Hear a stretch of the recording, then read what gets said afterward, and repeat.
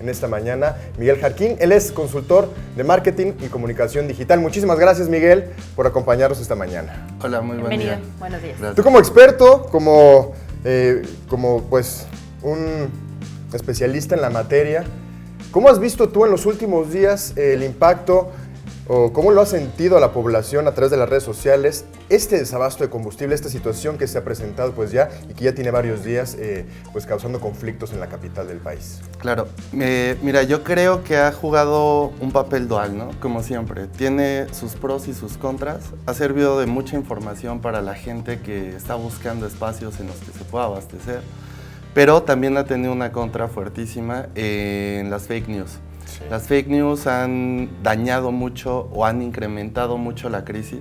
El offline ha pasado al online crítico. México es uno de los países en los que más expuestos estamos. Según Oxford, una investigación que hicieron, somos el segundo país a nivel global con mayor exposición a fake news y se ve reflejado en este tipo de fenómenos. Tenemos una crisis que pareciera no ser tan grave y se exponencia con la interacción que se genera en redes sociales. ¿Por qué? Porque comienzan puntos de pánico, comienzan puntos de información y desinformación que contribuyen con el comportamiento y que hace que la gente no tenga noción o no sepa exactamente por dónde guiarse, ¿no? en lo que está leyendo. Miguel, los especialistas señalan a este fenómeno como el fenómeno de la política 2.0, ya que pues precisamente a través de las redes sociales podemos persuadir, podemos lograr pues llevar a la ciudadanía de un pensamiento a otro.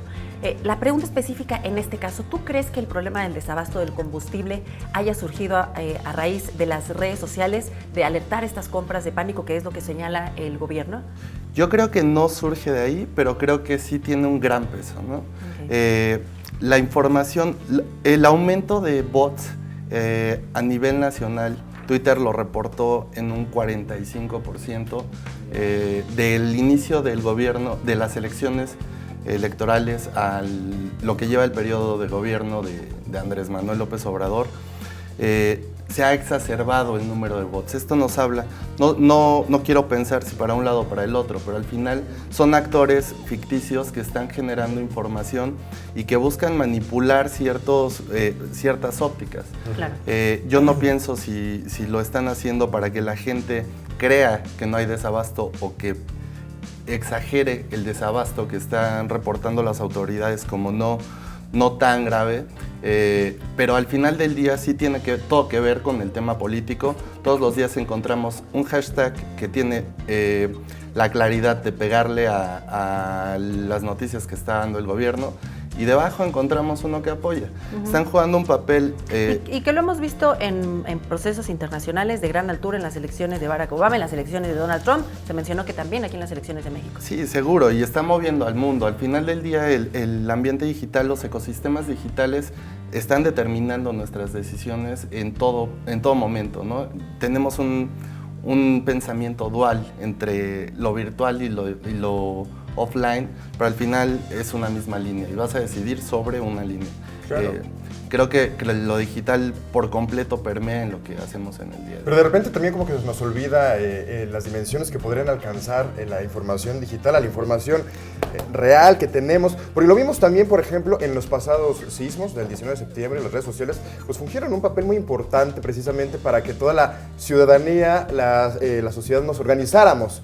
Ahora, en el caso de los combustibles, pues también estuvieron circulando por redes sociales algunas iniciativas de ciertas personas, como por ejemplo para compartir en dónde hay combustible y dónde no. Pero también tenemos pues el riesgo de caer, como tú bien decías, en fake news, ¿no?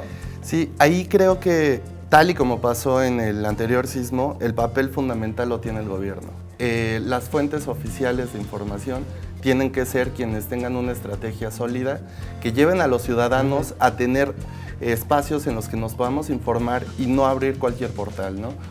No pensar que la fuente a la que estamos siguiendo tiene necesariamente la verdad.